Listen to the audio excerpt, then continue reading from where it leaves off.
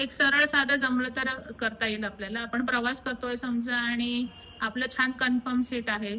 बऱ्याचदा रेल्वेमध्ये असं असतं की मी एसीचं रिझर्वेशन केलंय किंवा मी रिझर्वेशन केलंय या भावनेतून आपला अहम इतका छान असतो की आपण छान पद्धतीने पाय वगैरे पसरून बसलेला असतो आणि त्याच वेळेला एखादी महिला छोटंसं मूल घेऊन उभी असते किंवा एखादी वृद्ध आजी उभी असते, एखादा पुरुष उभा असतो. मी असं म्हणत नाही की महिलांना आणि वृद्धांनाच जागा दिली पाहिजे. एखाद्या पुरुषाला पण काहीतरी त्रास असू शकतो.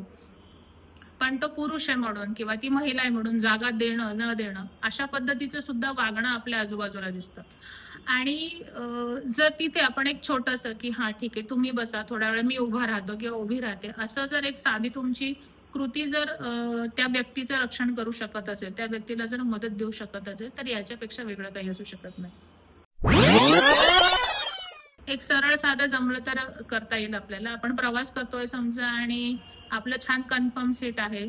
बऱ्याचदा रेल्वेमध्ये असं असतं की मी एसीचं रिझर्वेशन केलंय किंवा मी रिझर्वेशन केलंय या भावनेतून आपला अहम इतका छान असतो की आपण छान पद्धतीने पाय वगैरे पसरून बसलेला असतो आणि त्याच वेळेला एखादी महिला छोटंसं मूल घेऊन उभी असते किंवा एखादी वृद्ध आजी उभी असते, एखादा पुरुष उभा असतो. मी असं म्हणत नाही की महिलांना आणि वृद्धांनाच जागा दिली पाहिजे. एखाद्या पुरुषाला पण काहीतरी त्रास असू शकतो.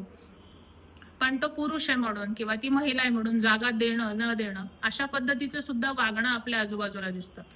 आणि जर तिथे आपण एक छोटंसं की हा ठीक आहे तुम्ही बसा थोड्या वेळ मी उभा राहतो किंवा उभी राहते असं जर एक साधी तुमची कृती जर त्या व्यक्तीचं रक्षण करू शकत असेल, त्या व्यक्तीला जर मदत देऊ शकत असेल, तर याच्यापेक्षा वेगळं काही असू शकत नाही.